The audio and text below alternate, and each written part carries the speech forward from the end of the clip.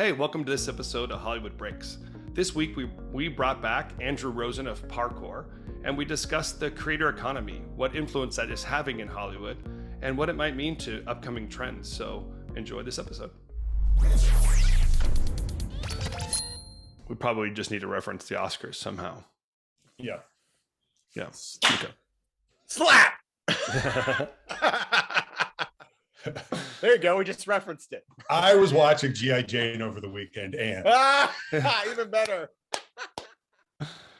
I was thinking more of like the idea of the term is punchline.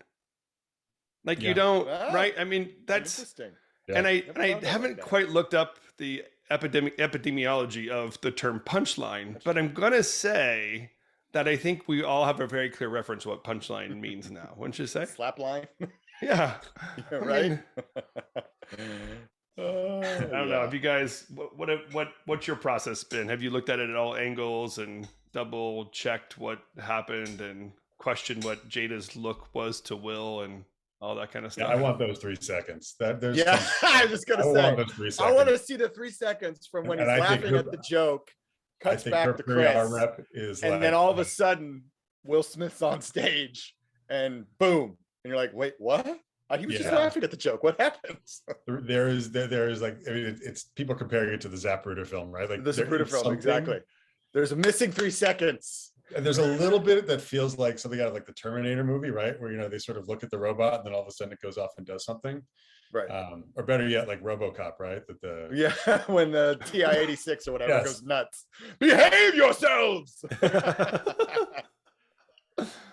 Yeah, there's like some TikTok video that has a reaction after the slap where Jada from behind, and she seems to be laughing at it. Well, Chris says, "Wow, Will Smith just smacked the shit out of me," and then she laughs. Which I swear, if I watch it, Chris did keep the mood going. Like he went along with the like joke. A professional. Like, well, I guess that's a joke. It's not until Will Smith yelled at him that he was like, "Whoa, this isn't. You're not kidding anymore." And I think that. Well, no, I think he knew as soon as the slap happened that it wasn't that something. The problem was the audience in the theater and at home didn't really understand what had happened until Will got back to his seat and started yelling. Like as soon as I was watching it, I was like, wait a minute, did that just happen? And then all of a sudden the audio was bleeped. And then I knew that something serious had just happened. Yeah. The minute that Chris was talking. Genius, by the way, the seat filler, like the Saturday Night Live skit. Yeah, that was genius. That was I didn't see that. You have to watch it. The whole premise is that a seat filler is about to get like a selfie with Will Smith, and then the joke is told, and then Chris read the comic on Saturday Night Live, played Will Smith. He goes, "I'll be right back." Oh, that's funny. I guess we have to find that. That sounds hilarious. I love it. And he comes back and he's normal. So anyway, I'm from Philly. Anyway, I'm from Philly.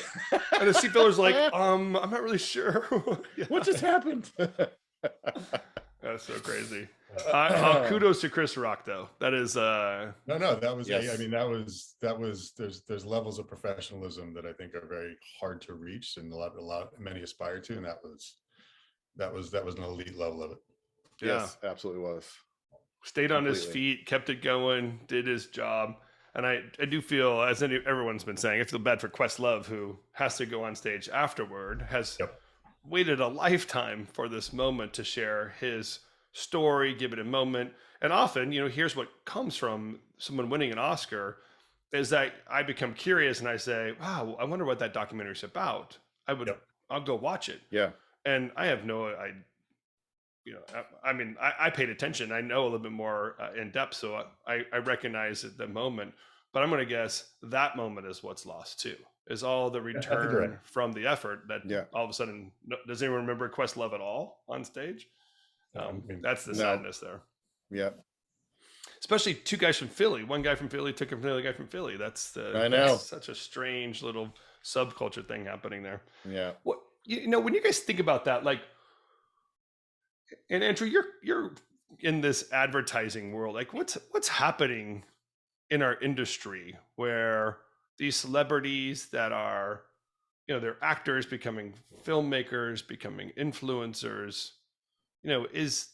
Is Will Smith in touch with reality, or there's a movement happen that he was part of? Does this change all that momentum?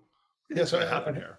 So I think what you're referring to is that Will Smith has been at some point over the past 5 years just decided to go all in on social media and become the social media presence, and he has like 11 million followers on his, right, maybe like 9 to 11 million. I think it's 11 million followers on his YouTube channel. He does TikToks, he does Instagram. He's opened up his life after being a famously private, highly controlled celebrity presence. Red Table Talk is part of his whole family thing. It's like they're trying to become the Kardashians in a way. Yep. But I think that the point is, how do they take their brands and expand it in this new generation of media? How do they become more of a presence? And I think that I think that there's because I think he saw that the nature of celebrity was changing. And so, and I think there's a really good GQ article interview with him about in November, where he really goes into this. His book has just become, his autobiography has just become a bestseller.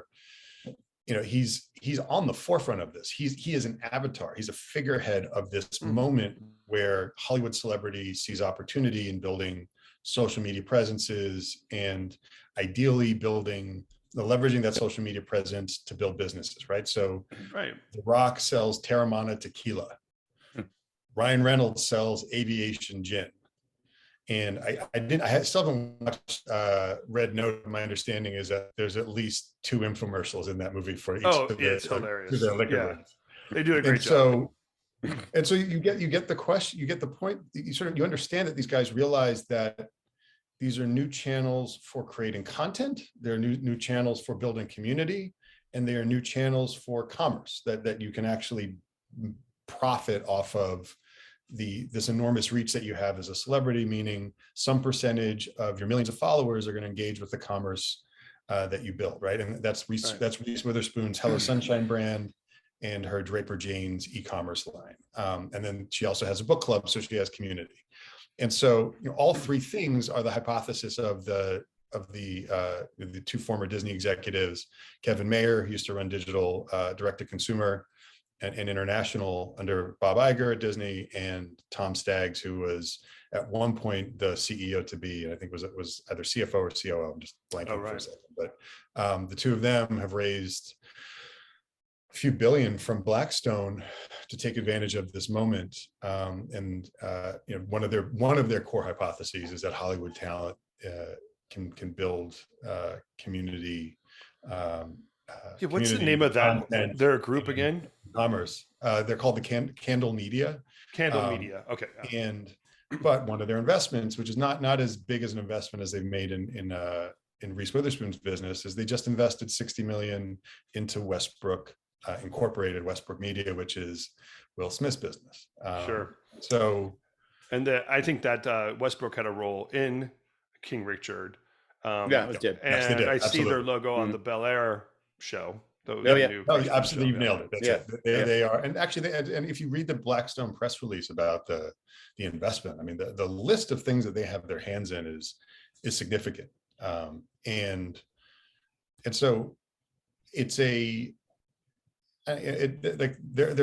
a legitimate company, and more importantly, with Red Table Talks, they're one of the most successful Facebook Live series. And again, Will and Jada have millions of followers, and so they have a real presence. But the thing that you were hitting on, it's sort of a good, important point there, right? Which is you're at this moment where that's the new business model, or a business model, or a business logic that's in the marketplace that certainly the Candle Media guys think that they can monetize.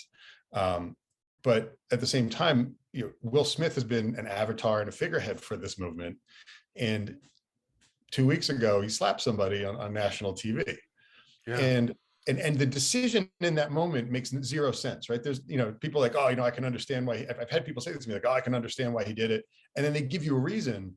But, again, like the act of violence is sort of bizarre.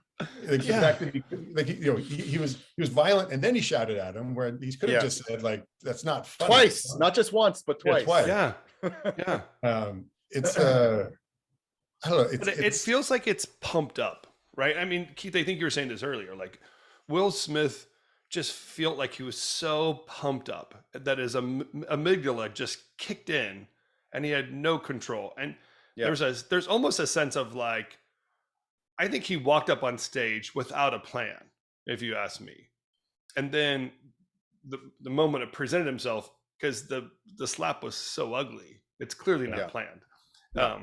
That he just basically did it and then didn't know what to do.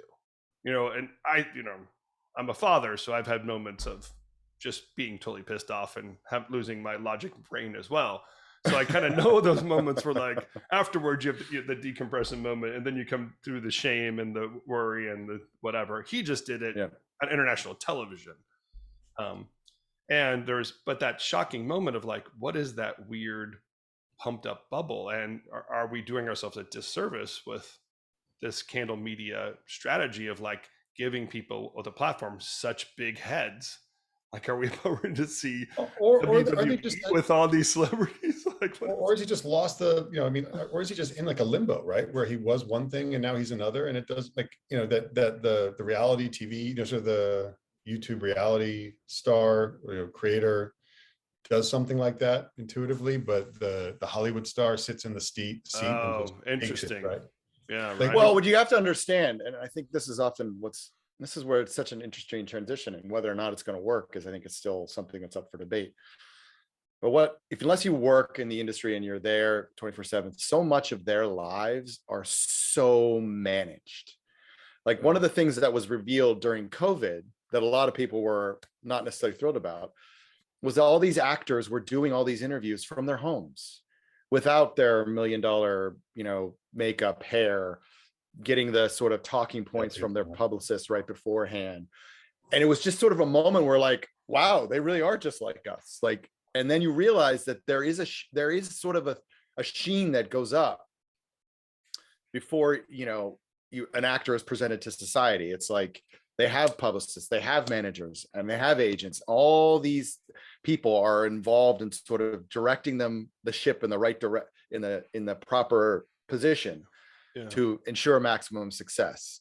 But what's happening with the death of the movie star, as Tim and I have talked about quite a lot on this podcast, is now that's not their only form of revenue. They need to find another form of revenue.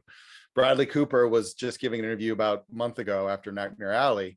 I think he was talking to Kim Masters on her podcast or something like that, and said, I can't guarantee that I'm going to make any money on these movies anymore. I got to find something else to do. So I might open a pizza shop, right? I mean, I might open a pizza shop out there in Philly. Right. It's just, it's that whole vibe of like, I got to figure out how to make money. And when that happens, the agent, the manager, the publicist aren't necessarily as involved.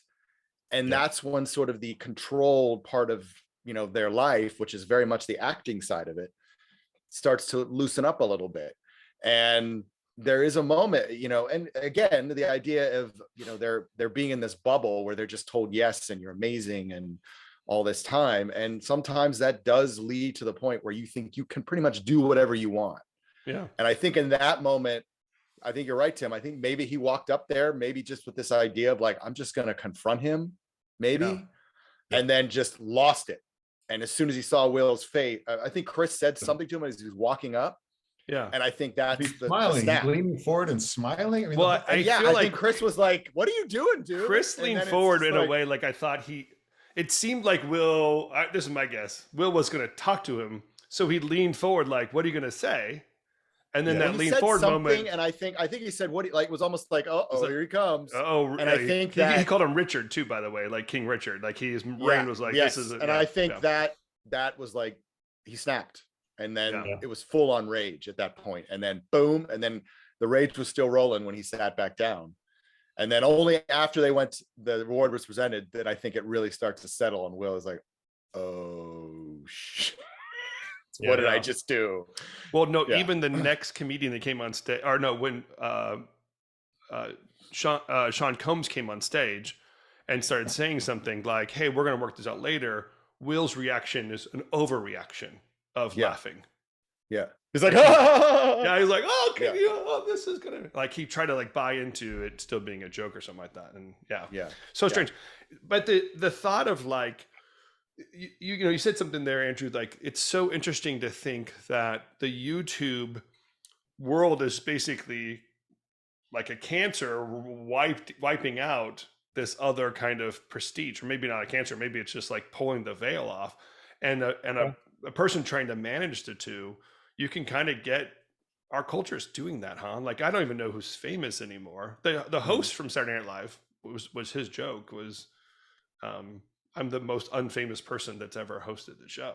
Was with Jared Carmichael, that one? Yeah, Jared Carmichael. He's almost like, and you're like, yeah, I don't know who you Who are. are I had you? to Google him. Yeah. After he said that, I'm like, yeah, it's a joke now, but I can't even tell who's famous anymore. And I think you're weird thing is blending everything together. Well, I mean, look, so the thing that I really focus on, like advertising is obviously one thing I write about, but my bigger theme is, it's not a question of media convergence, right? Because that's kind of happening, but it's really about like, where is this all headed? How do you think through them? Like, what are the moving pieces? What are the key things to lock onto that give you some clarity? And then how do you think about where it's all headed based off of those moving pieces? And so Candle Media is valuable in the sense that, look, they've raised a lot of money, they have a hypothesis, and then you say, okay, what's the hypothesis? Well, the hypothesis is content, community, and commerce, but they also are betting on the dirty secret is really their business model relies on the fact that Will Smith and Reese Witherspoon are like first in line for money from studios, right? In other words, that all these streamers are going to need, as much as they produce their own content, they're still going to need third-party studios to produce content like King Richard. And then the people who are going to be first in line, and Reese Witherspoon, probably still will be Will Smith. It's whatever is going to happen, but his brand is still really powerful, and he hasn't lost an audience. He's just sort of created a moral quandary for people who really love him. But at the same time, to hit to your point though, like Will Smith is both popular on YouTube and in the movies, right? We don't get Tom Cruise talking about what he had for breakfast or making funny videos. We don't, Gwyneth Paltrow's in that area with Goop, but then you think about A-list, the point is that how do A-list celebrities leverage their brand, but more importantly, the math of social media to drive additional business models? But the thing that Will Smith was talking about, and he's been talking about it for the past 6 months, and it's a really important point, which is that psychologically, professionally, day-to-day operations of how the Will Smith brand operates, it involves pulling down the veil of reality, and either you're comfortable with that or you're not. And the biggest problem with the creator economy is that it's not quite clear anybody's comfortable with it, but they navigate it. Yeah, right. And I think the really interesting challenge of this, I'm now distributed by The Information. I write a monthly column there, and so my third column, that one of the first columns I wrote was about Hollywood. YouTube understands that, it was basically about how YouTube understands that Hollywood's future lies in the creator economy, meaning YouTube is, and the spur for that was that Mr. Beast's Squid Game was produced, had like a $3 million budget, like $2 to $3 million budget, and it got over 220 million views. That number is probably higher now. I haven't checked it. Yeah.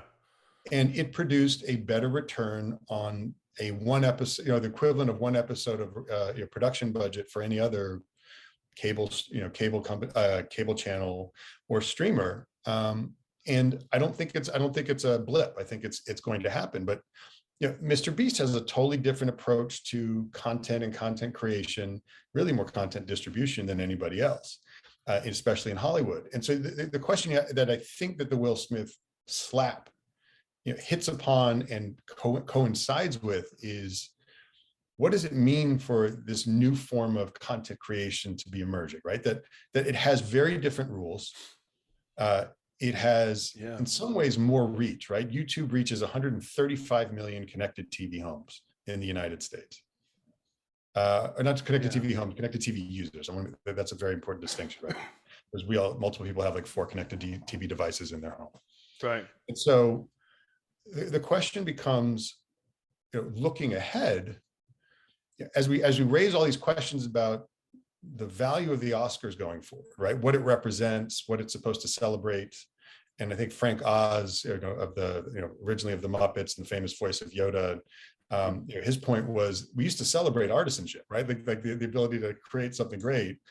It's a little naive, but I think there's, but his point is still true, which is you have to ask the question of what we're celebrating in the Oscars now, given that streamers are really in a slightly different business than traditional Hollywood. They're not interested in the big screen experiences. They're not interested in good audio. I can't understand what most of these actors are saying anymore, because of sound design is so bad on all these streaming services. But like, you know, there you go, Tim. Yeah, finally. I mean, the subtitle usage must just be enormous now. But there's a real it's the replay button. It's the backup 10 seconds. Yeah, no, exactly. Yeah, there's something that's fundamentally changed. But the thing that, you know, so if you look at it, so I'll put it this way: if you look at it through Frank Oz's eyes, the point is that the artisanship of movies is different, but more importantly, it really isn't celebrated by the Academy anymore. But on the other side of it, which is more interesting to me, is as you look ahead and think about how YouTube is disrupting Hollywood, how YouTube is disrupting traditional production models, and how YouTube is streaming too. I mean, you say YouTube, but it's streaming, TikTok, streaming. But YouTube's disrupting Netflix too. I mean, YouTube YouTube's on 135 homes in the US, and it's free. It's eating into time that Netflix and YouTube is a competitor. Like, it's eating into Netflix. Distraction economy. Anybody that's distracted with one platform or the other, kind of like, it does take over. But let's explain this, right? The new model you're talking about. Yep. Keith and I reference it as the death of the movie star, right? Like, it's really this influencer person. And you can feel that it was a little bit like their Kardashians, but their Kardashians still was very much a TV show. Yep. That's right. This is coming from a different core. It's recognizing the same possible influence that the Kardashians are trying to achieve, the same kind of influence, but that was a TV show and the last of the television shows, right? Mm-hmm. This is clearly a new economy that's coming from a different space. YouTube influencers come a different space, but traditional actors, you know, the Ryan Reynolds, Reese Witherspoon, Will Smith characters, Gwyneth Paltrow characters are walking onto that platform and embracing it. And that blend is what's going there. So the reality of not only were the Oscars dying, but Will Smith killed it. Like, what could you ever do again? What would you ever do again on the Oscars that isn't this now strange, you know, moment? It played itself out. But what is this new model? Like, what's the opportunity that the new model has for, I don't know, a maker? Like, what would the Oscars be? Looking 20 years in the future, what would the Oscars look like? What would we be celebrating after this whole evolution has taken place? I don't know. I mean, I don't, because a lot of what YouTube is not artisanship, right? Like, if anything, all these, you know, it's more about. I mean, the reason why Mr. Beast does so well, and he's now like posting on LinkedIn about it, is that he says, you know, I want to focus on the images that drive the most click through, the descriptions that drive the most click through, and I customize them for different regions. And then that sounds the gross. Is walkable, but it sounds like you dumb down everything when you're going after that. Well, I think it's content at this point. I think the Oscars, it's content, it's food. Oscars went from celebrating movies, and now they're celebrating streamers. Well, you know, sort of movies that. I mean, I always define movies as something you see in a theater, but that's not what the Oscars celebrates anymore. And Coda's win, albeit probably deserved, maybe the best movie, but it ultimately was shown on the streamer. It's just content, and that's what they're going to celebrate. They're going to celebrate content. It's just, I mean, we talk about it all the time, content, that it's all just become a wash. And there's no distinction anymore between necessarily a television show or a movie. They're really, it's just a matter of time. Like, okay, the TV show takes 13 episodes, a movie you get 2.5 hours. That's really the difference, I think, at this point, but it's all just content. And the Oscars is ultimately supposed to exist to celebrate movies. But I think that at this point, we're on a slippery slope where it's just going to be it wouldn't surprise me at all if some YouTube 30-minute movie or something that was made by somebody not even affiliated with Hollywood wins like an Academy Award, because it'll just be content. So really, you're saying we should launch the Academy of Content Makers? the ACM. The ACM. And exactly. Will Smith would win the award for that because he made the most visible content this year. Right? Yeah, for the slap. Yeah. The slap most would tweet be about content. Yes. Yeah. And he'd be like, I'd like to thank the Academy for letting me slap somebody. And then Paul would come up and beat the crap out of him to make next year's ACM. Yeah, right. Maybe The Rock needs to come up and body slam him into the orchestra pit. Right. And The Rock will like spin around and WWE. Here we go.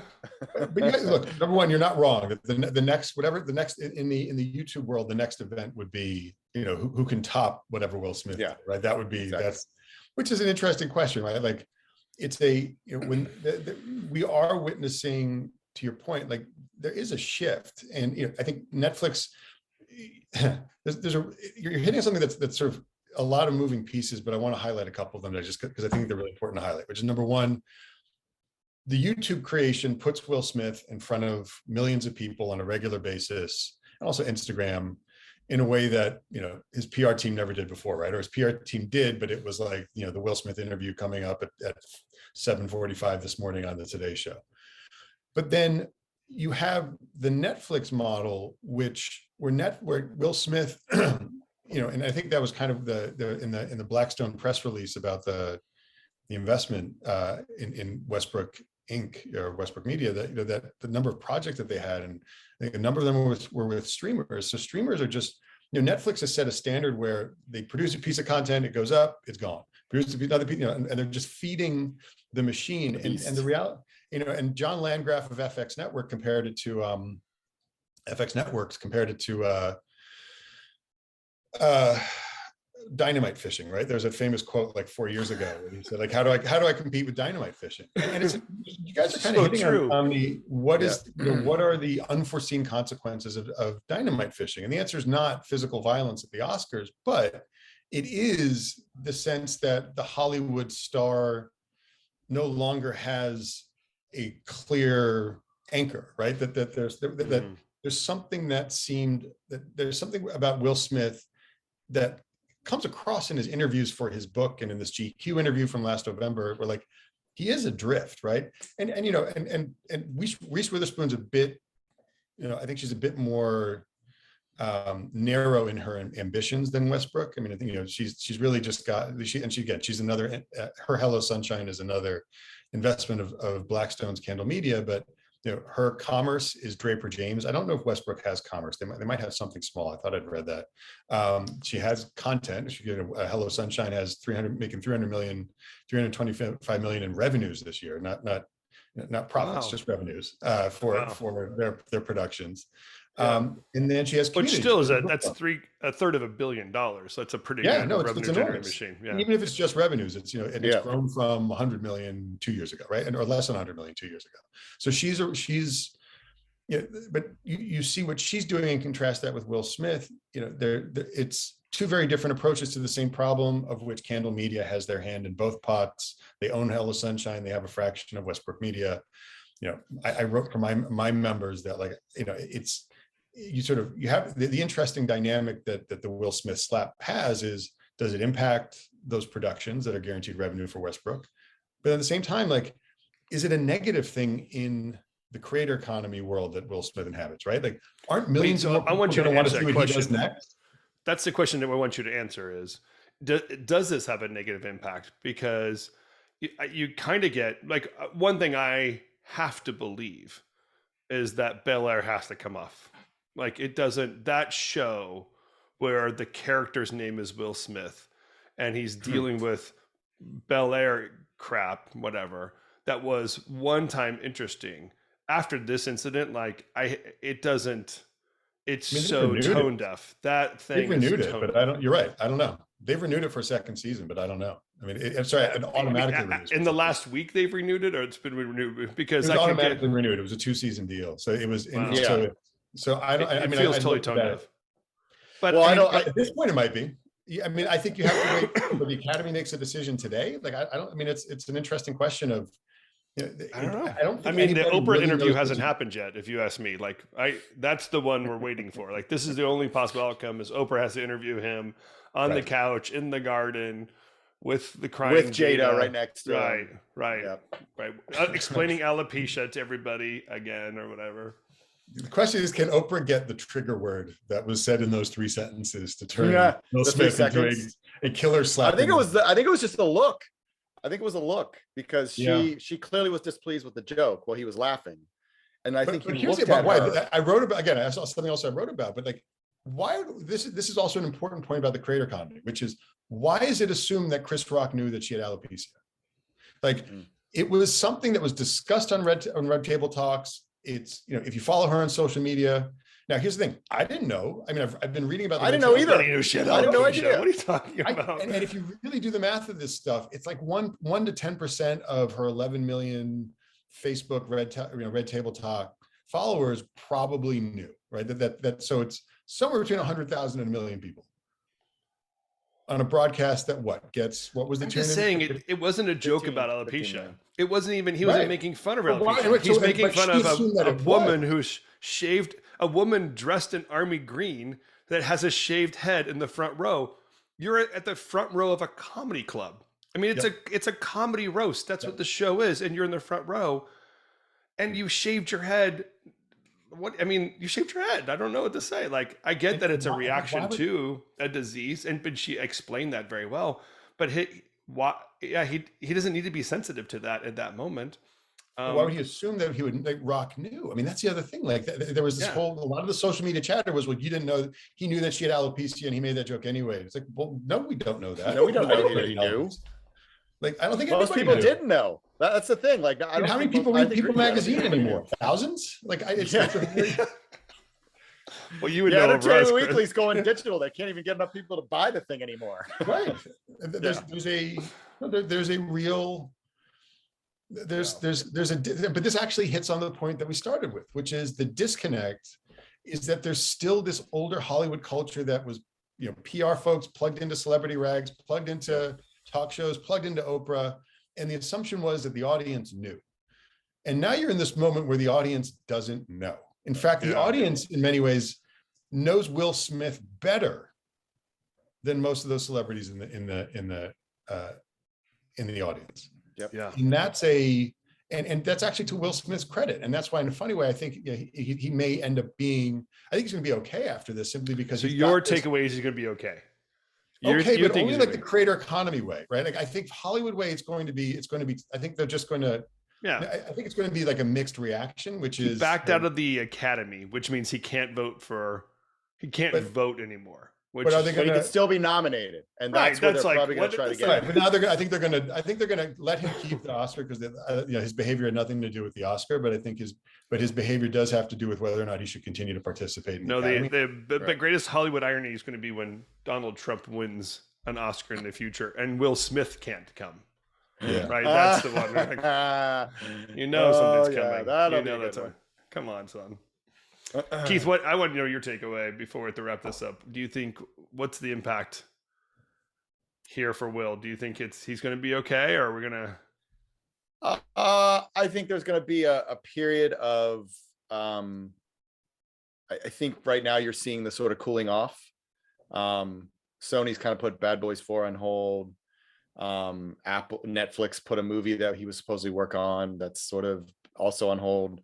Apple TV Plus, which is sitting on a multi-million-dollar movie that he produced and starred in, another potential Oscar contender. They haven't really said what the release date is. I think they're kind of seeing how this all shakes out. Do I think he'll recover? Probably. I think the reality is the post reaction, sort of like the day after. 24 hours later, I think was when they all realized the tide had actually turned against him. I think he felt in the moment that he was going to be fine. And that's why he gave the speech that he did, where he danced all night. Danced all night, which all the people who were there and are posting videos that have all pulled those videos down because they now realize how bad it looks. And I think because of that, there's going to be a little bit longer for him to come back from this, because it wasn't an instantaneous, bleep, I screwed up. and got up there and said, I want to apologize to the Academy. I want to apologize to my King Richard family. I want to apologize to everyone out. What he said in the Instagram post is what he should have said the night of the Oscars. Yeah, right. Instead of trying to justify it.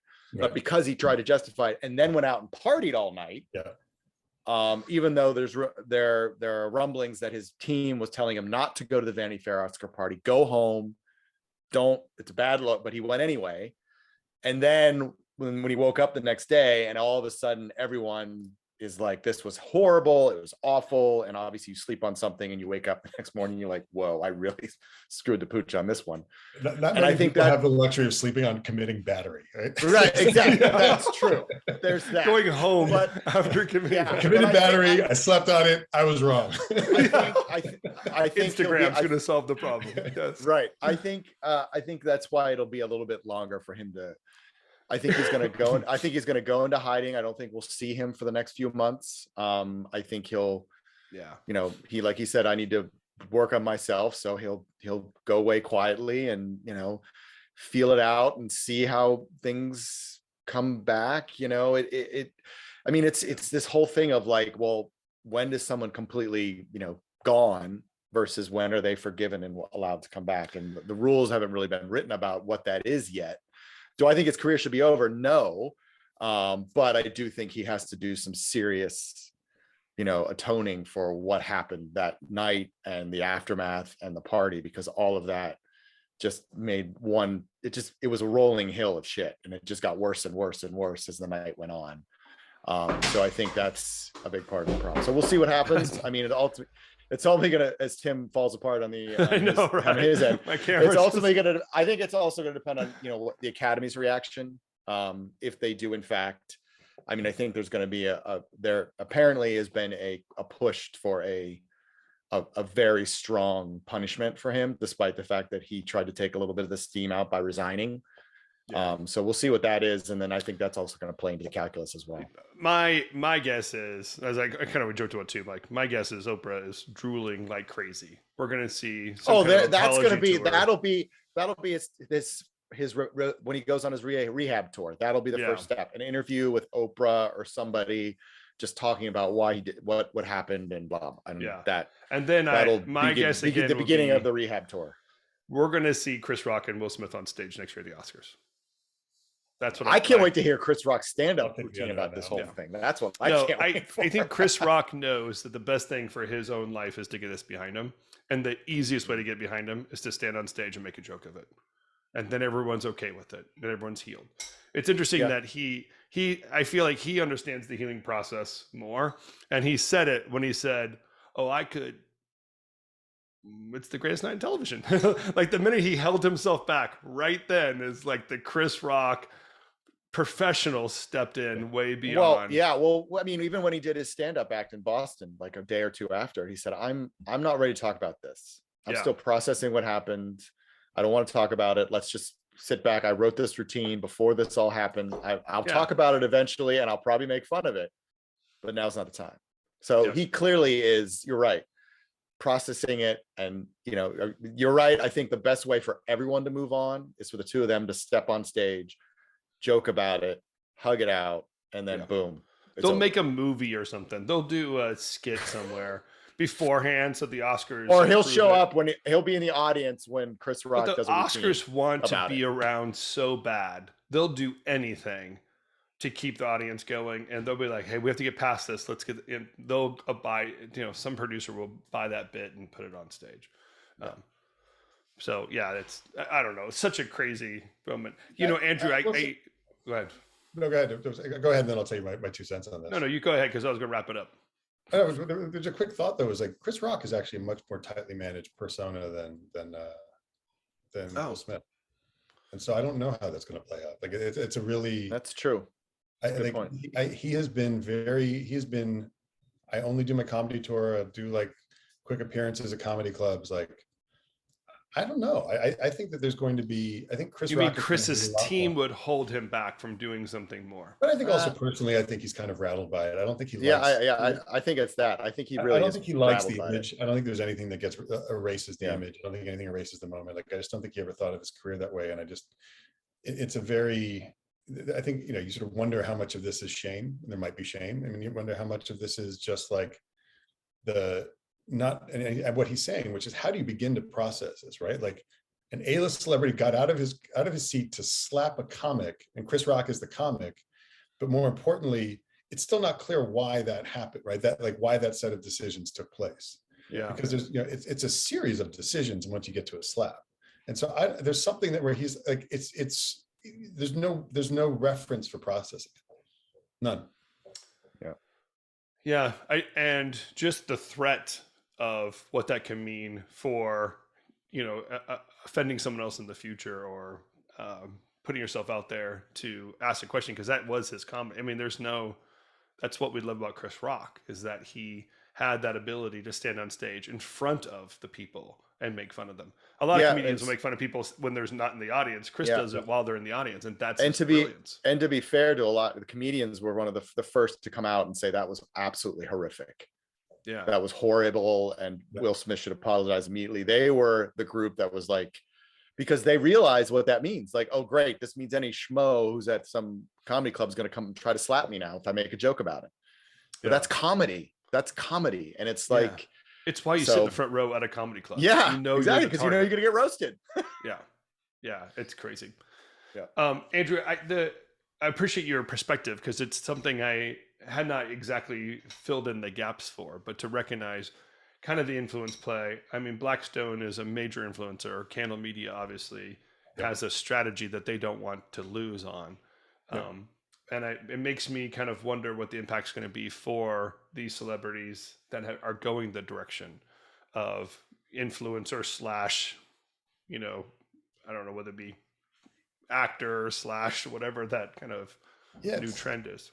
Yeah, I mean, look, I really, the thing that I can't figure out is, I'll tell you, the guy who I really follow closely, because you just sort of see, and he might be the exception to the rule, but I don't think he is Logan Paul, only because he's, you know, he was just in the WWE last week, but, you know, he's built a career, started as a Vine creator, and now he has a podcast. And the podcast, he records videos.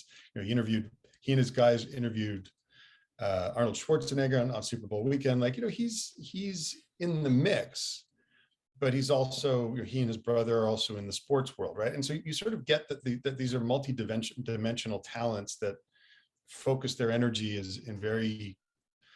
they make very specific bets with their talent, but they really, you know, they've invested everything in understanding what it means to be a creator in the space. And I think that, you know, I wouldn't say that Will Smith is on a learning curve, even though he talks about being on a learning curve, but I think all these, you know, even Reese Witherspoon is on a learning curve. And I think that everyone's on a learning curve in this process. It's brand new. And so I don't know, you know, the thing that we people say creator economy, and I think what it means is that you just have these thousands of creators who are figuring out business models on YouTube and on Patreon and Twitter and Instagram and Substack. And so that there's all of a sudden, there's all these tools that enable talent to provide services in ways that they otherwise weren't able to do before.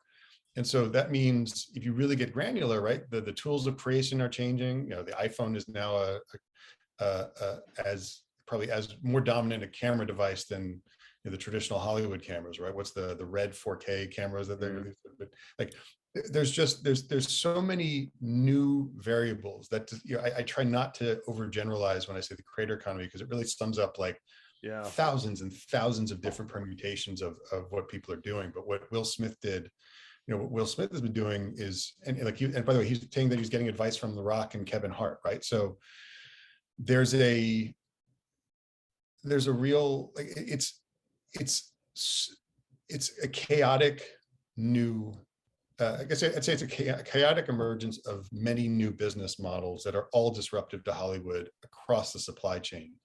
And, you know, that may be kind of the big takeaway in this moment, right? That the Oscars were effectively a celebration of a very particular supply chain, right? Yeah. The output was a theater screen, and the input was creative talent and editors and directors and grips and sound editors. And they were celebrating, you know, how do you get from idea to execution? We're going to celebrate the execution in this really big night.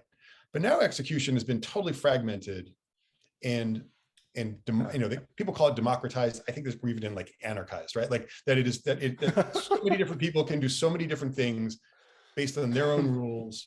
And I don't know how you aggregate that, and I don't know how you aggregate and celebrate. You no longer need to get the whole village to vote and agree on getting something done. So the achievement of production can be less people, greater technology, and still equal results, especially when your distribution it doesn't have to be in theatrical. It can be on a computer screening and be called a film. Yeah, which is and I think that's sort of what Squid Game was able to do. Like that's a core tension. Like, why should Netflix win an Oscar?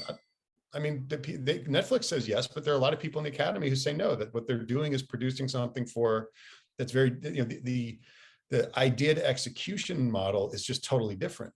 That the quality that's required at the final moment is less.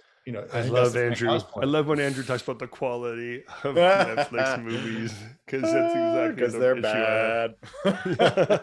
Right? If I can't understand what somebody's saying, it's not a good movie, right? I mean, that's that's bad sound editing, and I think that but again, the point is, I think YouTube could celebrate all these creators with their own Oscars, and they don't. I think we've seen over the years. I think there were the Webby Awards are kind of a version of this, but they're a much broader sort of model. But it's a very big.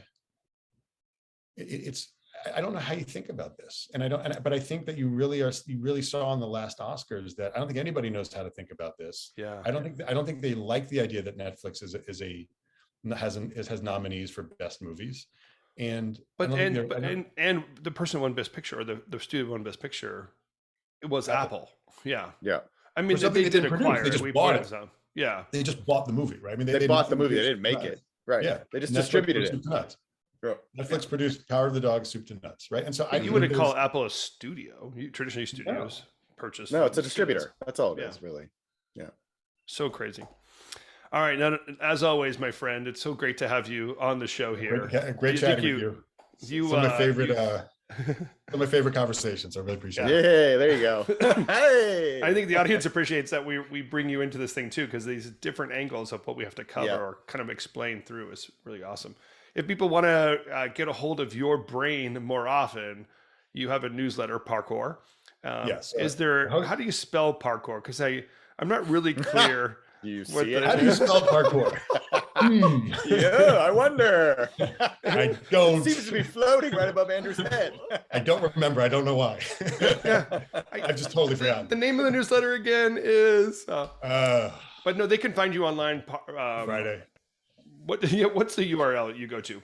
Parkour. So you could go to parkour.com, parqor.com. I'm the first third-party publisher on being distributed by The Information, which is a Silicon Valley publication, and they've just actually won a bunch of awards for business reporting. And so I'm in a highly esteemed company and feel very fortunate that that's the outcome. And so you can literally just sign up on the homepage there and then taken through a lovely funnel. And so so that's where you can find me. Pretty straightforward. Great. And congratulations on that. Thank you. Distribution with information. That's really awesome. I was at a dinner last week and somebody actually said, I love when Andrew Rosen. When's Andrew Rosen coming back on the podcast? Because I love when he's on there. He always gives me different things to think about. And I said, just wait till Friday because he's coming. Wow, that's a huge compliment. You have a fan following, right? At least a fan of one, if I can. But hopefully that represents more than that. There are people who have fewer. Yes, yeah, exactly. True. So good to see you, and we'll see you soon. All right,